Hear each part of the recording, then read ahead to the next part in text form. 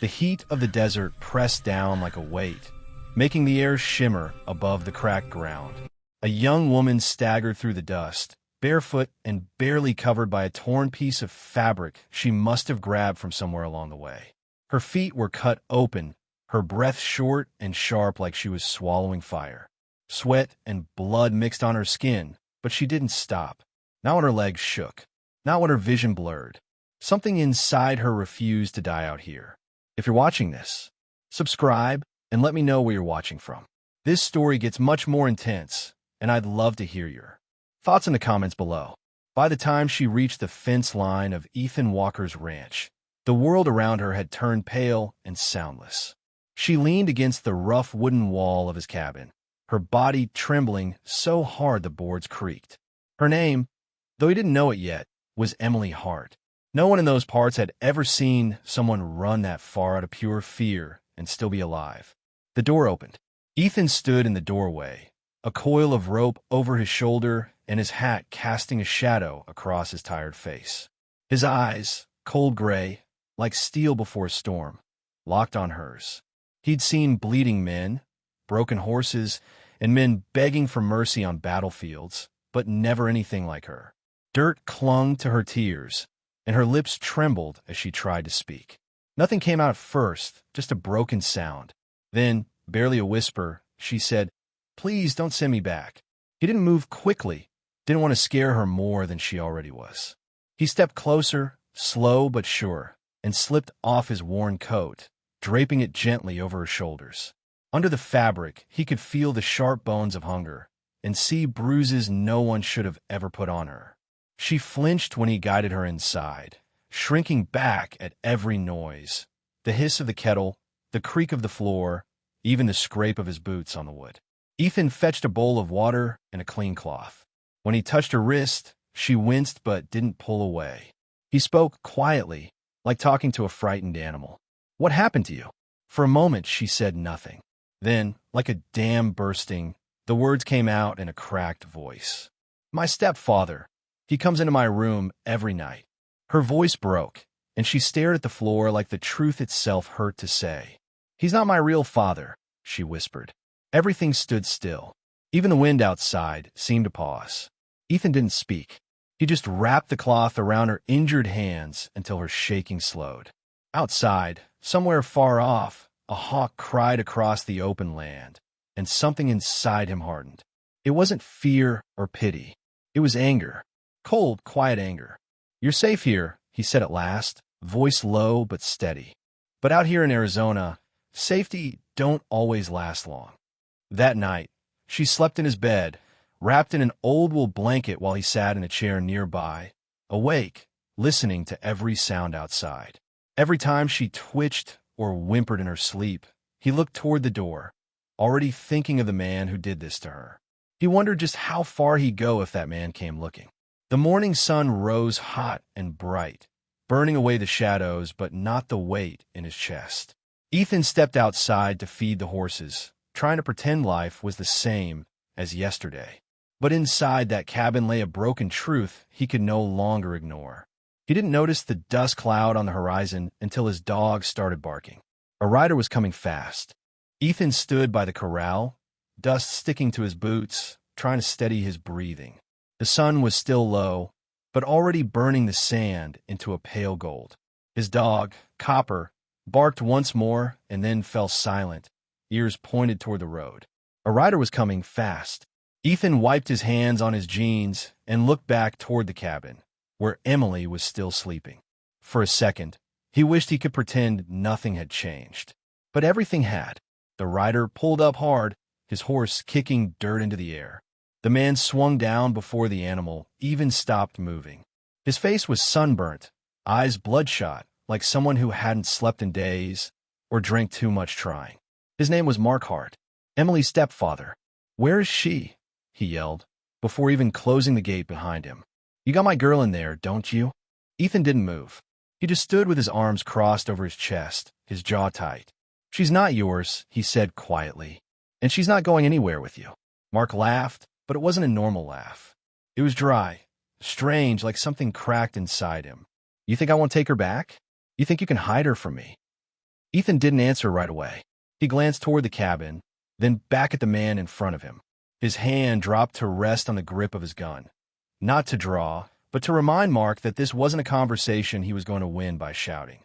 "You take one more step," Ethan said, his voice calm in a way that felt dangerous, "and you'll be leaving here hurt." Mark's face twisted with anger. He stepped forward anyway. Ethan moved faster than thought. He grabbed Mark's wrist, twisted it behind his back, and shoved him down into the dirt. Mark cursed, coughing as sand filled his mouth. Ethan held him there, not speaking, just letting the reality sink in. "This isn't over," Mark spat, scrambling to his feet. "You'll regret touching what's mine." Ethan's eyes stayed on him, cold, unblinking. "She was never yours," he said. Mark climbed back onto his horse, glaring. He jerked the reins, turned, and rode off toward the hills, leaving a trail of dust and bad promises behind. For a moment, the desert was silent again. Then a soft voice came from behind him. "He's coming back, isn't he?" Emily stood at the cabin door, wrapped in Ethan's coat. Her hands were clutching it so tightly her knuckles were white. Her eyes were red, but dry now, like she'd run out of tears. Ethan didn't lie. "Probably," he said, stepping closer. "But let him try." She searched his face, as if trying to see whether he meant it or was just saying it to calm her. He didn't look away. Inside, she sat at the table with a cup of water he handed her. Her hand was shaking so hard the cup almost slipped. He pretended not to notice, giving her whatever space she needed to breathe. Outside, the wind picked up, carrying the smell of sage and dry earth. Ethan stood in the doorway, staring toward the hills where Mark had disappeared. Men like him didn't give up, not until someone made them. He took a slow breath, feeling something heavy settle inside his chest. Not fear, not doubt, something colder, a decision. Emily sat quietly behind him, knees pulled to her chest like she was trying to make herself small. She watched him, her voice barely above a whisper. "Why are you helping me?" Ethan didn't turn around. "Because someone should have helped you a long time ago." For the first time since she arrived, her shoulders lowered just a little. Not safe yet, but maybe, just maybe, not alone. The evening sun bled across the horizon, turning the sky orange and red like burning embers. Ethan stood on the porch, fingers lightly tapping against the wooden rail, his jaw tense. Emily sat just inside, staring at her hands as though they didn't belong to her. Neither of them spoke for a while. Silence felt safer than words. Finally, she whispered, "He won't stop. You know that, right?" Ethan didn't look at her. "I know. He'll kill you," she said, voice trembling. "He's done worse to people with less reason." Ethan turned to face her. His voice was low, steady. "Let him try." She stood up, anger flashing for the first time since she arrived. "You don't understand. He's not scared of the law. He's not scared of dying either." "I'm not scared of him," Ethan replied. Emily's voice cracked. "Then be scared for me." That made him stop. He looked at her, really looked at her. The bruise on her cheek, the dried blood on her feet, the way her eyes wouldn't settle on anything for too long, like she was waiting for something to strike. He exhaled slowly. "I'm already scared for you," he said quietly. The wind shifted. Dust swirled around the porch steps. Somewhere in the distance, a coyote cried. Emily sat back down, pulling the coat tighter around her shoulders, like she could hide inside it. Her voice was small when she spoke again. "You don't owe me anything." Ethan leaned against the doorframe. "I know. So why are you doing this?" she asked.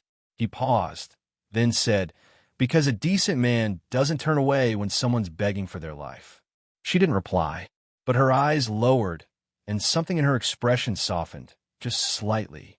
Later that night, Ethan sat at the kitchen table, oil lamp flickering light across his weathered hands. Emily slept in the next room, restless, muttering sometimes in her sleep. He heard her whisper, "Please stop, please," and it tightened his chest every time. He didn't sleep. By dawn, the air felt wrong. Too still, too quiet. He walked outside to check the horses, and that's when he saw it, hoof prints. Not one set. Two. Fresh. He knelt beside them, touched the edge of the track. The sand still held its shape. They weren't even an hour old. Emily appeared at the doorway, rubbing her arms as the cold morning air brushed past her. What is it? He didn't lie. They're close. Her breath caught. Him. And someone with him, Ethan said. Someone who knows how to ride. Fear flickered across her face, but this time she didn't step back. She didn't run. She just asked, "What are you going to do?" Ethan looked toward the open land, shoulders squared. "Whatever I have to." Emily swallowed. "And if you don't come back?" He turned, and for the first time, his voice held something heavier than anger, something like truth. "Then at least he won't touch you again." Her eyes filled, but no tears fell. She whispered, "You'll get yourself killed." Ethan stepped closer, his voice low. "Some things are worth dying for." She stared at him, silent, shaking her head, but unable to argue, because deep down, she knew he meant it. By midday, the heat pressed down hard, the kind that made the earth smell like dust and metal. Emily helped Ethan bring the horses into the shade of the barn, though her hands trembled when she touched the reins. She was trying, really trying, to stand on her own feet again. Ethan saw it and said nothing, but his eyes gentled every time she looked away. He was tightening his saddle strap when she spoke behind him, softly. "What happens if the law doesn't help?" He didn't look up. "Then we don't wait for it." That answer scared her more than the silence. That afternoon, Ethan followed the tracks he'd seen behind the barn. Two men. They'd circled the back fence, stayed far enough not to be seen, then rode south again. Watching, measuring, waiting. When he came back to the cabin, Emily was sitting at the table, her fingers tracing the wooden grain like she was trying to calm her racing thoughts. "They were here," Ethan said. She looked up sharply. "Today." He nodded once. "Didn't come close. Just wanted me to know they could." A shaky breath left her chest. "He's not just angry," she said. "He's planning." "I know. And you're still not sending me away?" Ethan leaned against the doorway, arms crossed. "You really think I'd throw you back to a man like that?" Her voice was barely a whisper. Most people would. Something inside him tightened, not anger at her, but at the world that made her believe that. As dusk fell, they sat on the porch, watching shadows stretch across the sand. Emily's voice broke the quiet. "When I was little," she said, eyes fixed on the darkening horizon, "I used to ask my mama why the sun always came back, even when the night seemed too long." She gave a soft, sad laugh. She said it was because light don't quit like people do. Ethan didn't say anything right away. Then, softly, "Your mother sounded wise." "She died before I turned 15, Emily murmured. After that, no light. The words hung between them, fragile as glass. Ethan rested his elbows on his knees.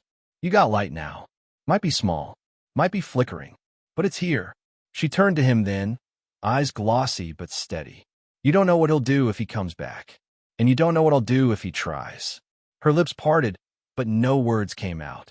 Not because she disagreed, but because she believed him. Later that night, Ethan cleaned his rifle at the kitchen table. Emily watched from across the room, arms wrapped around her knees. "Do you ever regret things you've done?" she asked. He paused, wiping the barrel slowly. "Every man does. What about things you didn't do?" His eyes flicked up to hers, and for a moment, something old and painful passed across his face. "Those are the ones that stay with you." A soft knock of wind pressed against the window. The night outside was quiet, too quiet. Emily stood and walked over to him, voice barely above a breath. "Promise me something." He waited. "If he comes, don't do it because of me. Don't throw your life away." He set the rifle down gently. "It's not just about you anymore." She stared at him, confused. "Then what is it about?" He hesitated, then said quietly, "Doing what's right, even when it hurts." He stood, walked past her to the door, and looked out into the darkness. Somewhere out there, two riders were waiting for dawn. Emily whispered behind him, "I'm scared." He didn't turn around, but his voice softened in a way she hadn't heard before. "So am I." By morning, the sky was pale and washed out, the kind of color that warned the heat would be brutal by noon. Ethan saddled his horse, tying a small bedroll and his rifle behind the saddle. Emily watched from the porch, her arms crossed around herself like she was holding herself together. "You're really going," she said quietly. He adjusted the reins. "Tombstone's half a day's ride. Sheriff needs to know what's happening before it's too late." Emily stepped off the porch, bare feet brushing the dry earth. What if he comes while you're gone? Ethan looked at her, really looked, and his voice came out steady. I wouldn't leave if I thought you'd be alone. Copper, the dog, lay near the porch stairs, ears twitching as if listening to every word. Emily glanced toward the small cabin behind them. You think I can defend this place? You won't have to, Ethan said. Mrs. Green's boy will be here by noon. He'll stay until I get back. She hesitated, then asked, and if Mark gets here first? Ethan tightened the saddle strap. Then he'll learn this ranch isn't the same place he left her to die near. There was a long pause. Emily stepped closer. You don't even know me. You don't know what I've done. Why do you care so much? Ethan's voice softened. Because someone should have cared before it came to this. A silence followed, thick but gentle. Finally, she whispered, just come back. He placed his hat on, nodded once, and mounted his horse. I planned to. She stood there until he disappeared past the ridge, the dust from his horse trailing like smoke. Then she whispered to no one, please don't die. Tombstone was noisy, hammers clanging on new saloon walls, wagons rolling over dirt, people shouting across the street. Ethan walked straight into the sheriff's office. Tom Grady looked up and raised an eyebrow. You look like hell, Tom said. Feels about right. Tom leaned back in his chair. This about the girl you mentioned in your letter last month? Ethan didn't sit. She's real. She's hurt. And the bastard who did it came to my land, demanding her back. Tom's smile vanished. Name? Mark Hart. Tom's jaw tightened. I've heard rumors about him. Never had proof. You do now, Ethan said. She's ready to speak. Tom nodded slowly. We'll send a doctor for a statement. Get a warrant printed by sundown. Ethan exhaled, a bit of the weight lifting. But then Tom asked, where's she now? At my place. Tom's expression shifted. Alone. Not for long, Ethan answered. But we don't have time. Mark's already been there once. He's coming back. The sheriff grabbed his hat. Give me a couple of men in half a day, and we'll bring him in. Don't do anything stupid before then. Ethan's voice was quiet. I don't make promises I can't keep.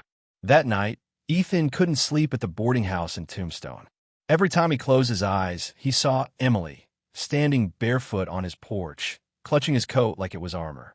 He sat by the window until dawn, rifle leaning against the wall beside him, the sky turning from black to gray. By the time the sun rose, he was already saddling his horse again to ride home. And somewhere out on the trail, 2 other riders were doing the same, just headed his way.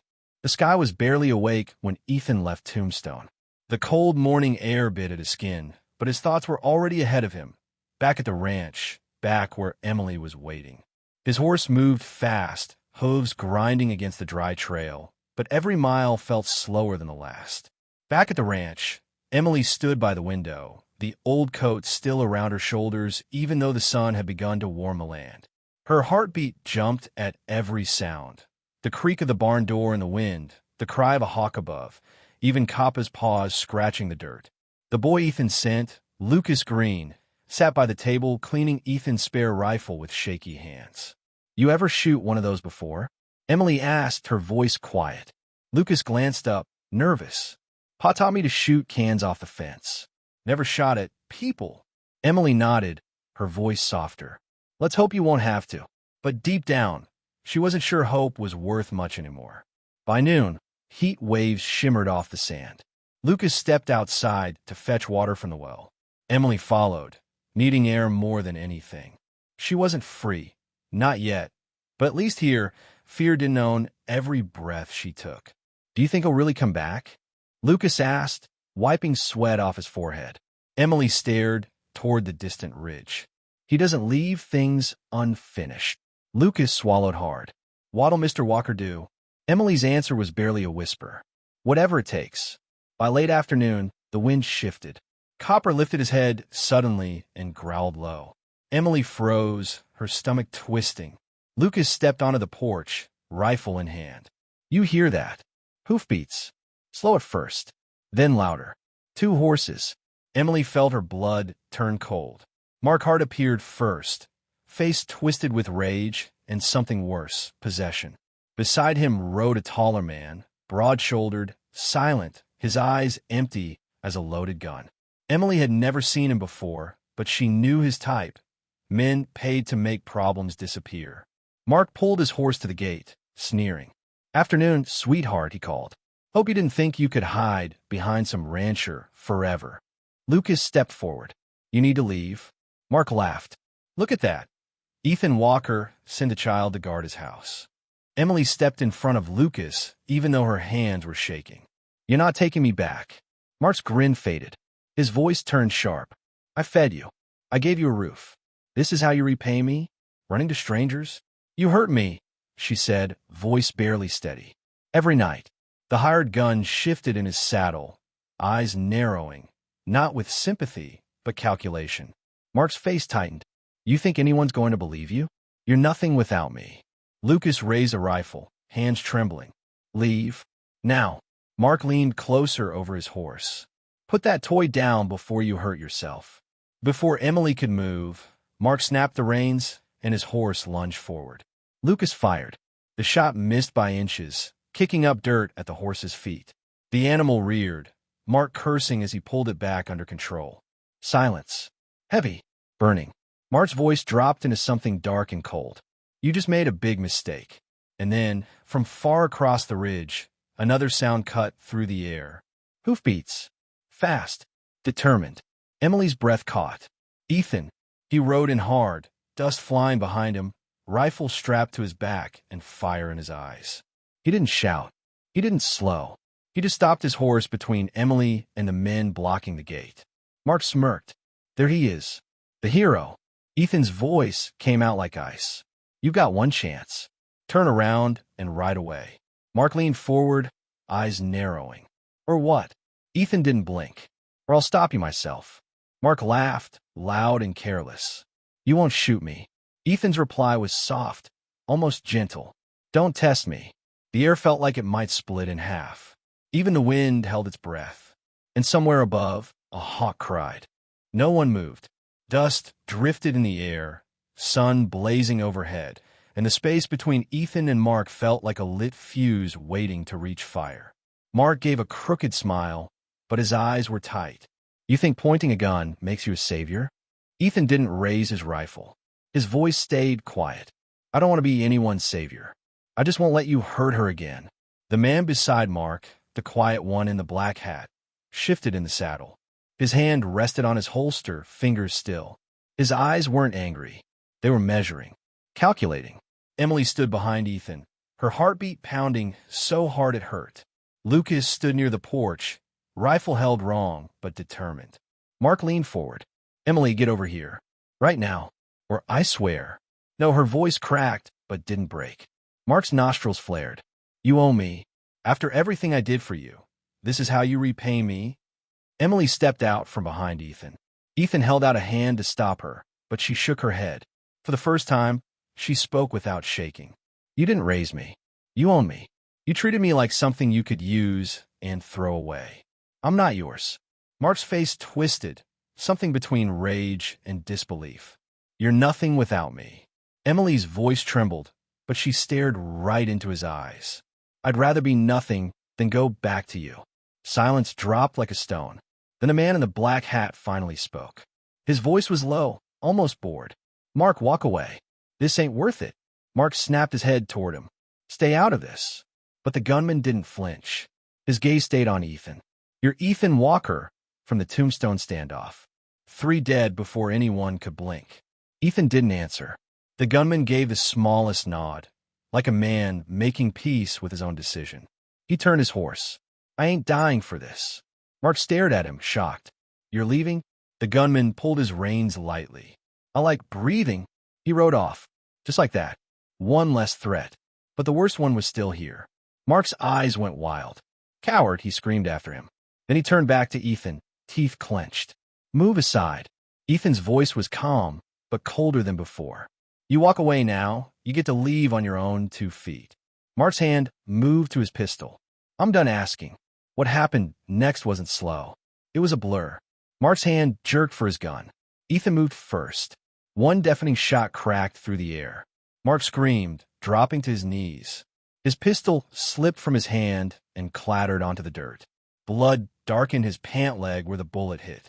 Emily gasped. Lucas froze. Mark looked up at Ethan, face pale, breath ragged. You shot me. Ethan's voice was even. I warned you. From the ridge, more hoofbeats thundered. The sheriff and his deputies, riding hard and fast. Sheriff Tom dismounted before his horse stopped moving. What happened? He demanded. Ethan kept his eyes on Mark. He drew first. Tom nodded. One deputy cuffed Mark, forcing him to his feet. Mark tried to point at Emily. She's lying. She belongs to me. Not anymore, Tom said sharply. Not ever. Emily stood there, shaking but upright. Ethan stepped closer, his voice low. It's over now. She looked at him, tears filling her eyes. But this time, they weren't from fear. They were from something else. Relief. Maybe even the star of hope. Mark was lifted onto a horse, groaning in pain as they prepared to haul him back to Tombstone to stand trial. Before they rode off, he turned his head, staring at Emily with hate in his eyes. This isn't finished. Ethan stepped forward, calm but deadly. Yes, it is. The sheriff watched them a moment, then said, You two should come to town in the morning. She'll need to give her statement. After that, things might finally get better. Emily nodded faintly. As the lawmen rode away with Mark in custody, the ranch grew quiet again. Too quiet. Emily let out a breath. She felt like she'd been holding her whole life. Ethan glanced at her. You're safe now. She stared at him, and for the first time, she almost believed it. The days that followed moved slower than the desert wind. The sky still burned gold in the evenings. The ranch still creaked with the same old sounds. But something had changed. The fear that once clung to the walls of Ethan's cabin like smoke was beginning to fade. In Tombstone, the courtroom was packed. Folks whispered as Emily walked in, her hair tied back, Ethan beside her like a silent shield.